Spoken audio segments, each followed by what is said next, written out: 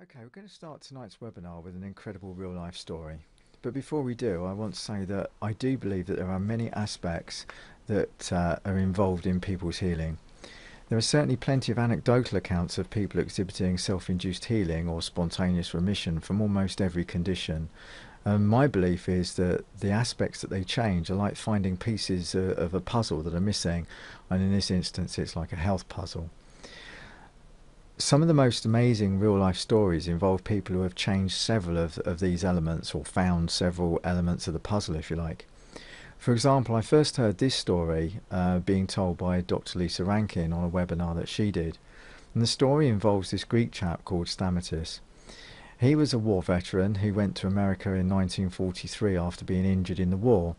And he soon settled down into an American way of life. He got a job, he married, he went on to buy a house, have 3 children. He had a perfectly normal life. And then in one day in 1976 he noticed breathing problems and he had to take early retirement.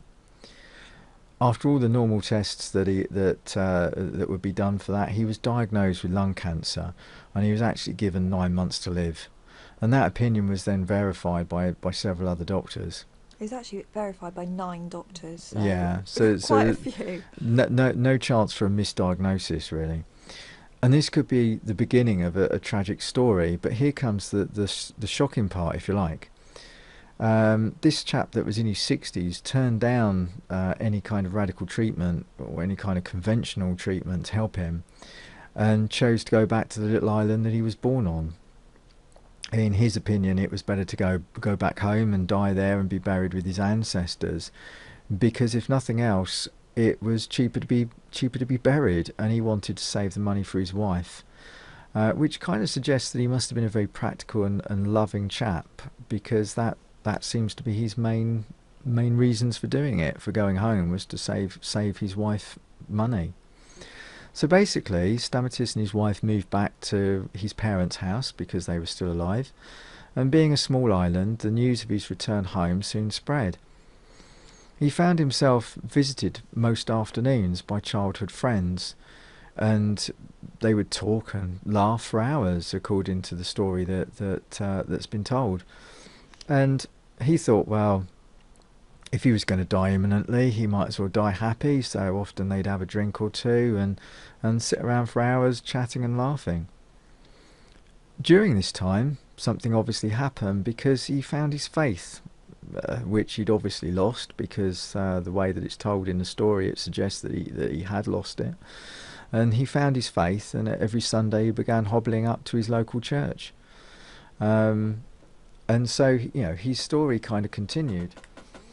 A strange thing happened though, because instead of getting weaker, he actually began to feel stronger. So much so that he decided to plant vegetables so that his wife could harvest them in the summer when he thought he wouldn't be around anymore. But the months passed, and rather than dying as predicted, Stamatis lived to harvest his vegetables and to eat them. So feeling encouraged, he cleaned up the family vineyard as well and began growing grapes again. He gradually eased himself into island life, getting up when he wanted, working in the vineyard in the afternoon, having a nap when he wanted, and seeing his friends and family in the evenings. The years passed, and his health continued to improve. 35 years later, he was still alive and cancer-free, and according to Lisa Rankin, during a holiday to America to visit his children, he went to ask the doctors who gave him 9 months to live, all the way back then, what they thought had happened, and ironically, they'd all died years earlier. So if you remember our first webinar, I mentioned this holistic view of health that is used by Dr. Rosie Daniel. And basically there were these 12 elements, and you can think of these in a way as being parts of the puzzle, different pictures of the puzzle. Now, we don't know much about Stamatis' life in America, but maybe we can assume some things due to the changes he mentions about going home. So, just starting at the 12 o'clock position up here, we've scaled things between sort of like 0 and 10. So he mentions living in America, so therefore probably he had the standard American diet. Well, the standard American diet is not very healthy, so let's give him sort of like a 5 for that and score him down there. He mentions hard manual work, so probably, again, not really ideal. Too much work is actually, too much physical exercise is actually, creates more cortisol and is potentially damaging to our health. So, let's grade him again at a 5. He wasn't a couch potato, but probably wasn't necessarily doing an optimum amount of activity for his health. You may also, again, kind of potentially assume that when he moved to America, he was not particularly wealthy because he was injured from the war. And so perhaps he was more likely to live in a poorer area with pollution. So, things like, he would possibly have like a high toxic load. So in terms of having sort of like a clean body with few toxins in, he was probably quite low. And also in terms of sort of diet, standard sort of American diet is obviously sort of quite high in processed food. So just in terms of sort of detoxing in terms of foods as well, that would have had an impact. Sure, yeah, and also again, this is an assumption, but possibly if he was in a poorer area, he had less contact with sort of nature, and possibly had less of his own space as well.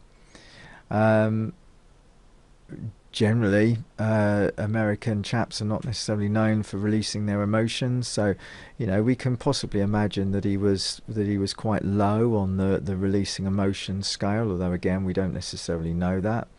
Um, we can say that I guess he had a house, he had a mortgage, he had 3 children, so he had some sort of purpose in his life, but maybe not necessarily as much as what the story suggests that he ends up with. He certainly talks about regaining his faith. So obviously when he was in America, he had no faith, so his spiritual connection would have been low. And when I say spiritual, it doesn't necessarily mean it has to be a religion so much as just a belief in a sort of purpose for life, really. He was originally from Greece, so how well did he feel he belonged? He was in a foreign country, so we don't really know, but possibly he didn't feel he belonged as much as what he would have done in his own home. So he's kind of scored him down on a 4 there. And in terms of relationships, well, he obviously loved his wife because one of his motivations for moving home was to save her money rather than saying, stuff you, I want to get buried in America. So he obviously, did care about his wife, which suggests that, he was kind of middling on the relationship score. So this is, kind of using the health audit that we introduced in the first webinar. This is kind of the graph of what you can assume that he might have had when he was living in America. So let's look at how that changed when he moved to Greece. So the first thing is that he mentions all his friends coming round. So we can assume that perhaps he felt that he belonged more than he did in America. We can also assume that means that he had more positive relationships when he moved home than he did in America. He mentions laughing a lot with old friends, and you can't genuinely laugh and be stressed. So let's say that his mind becomes slightly less stressed as well. He mentions finding his faith and hobbling up the hill to the church.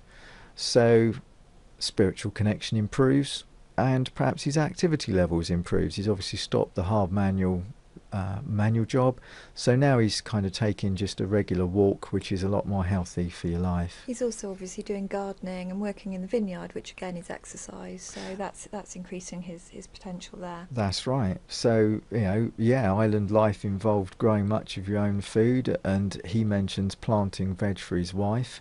So we can say that his diet probably improved because the produce was likely to be fresh, homegrown, straight from the garden onto his plate. His soil was likely to be, more nutritious because they're more likely to be growing things naturally than using artificial pesticides and fertilizers and things. And it's probably got less processed food in it.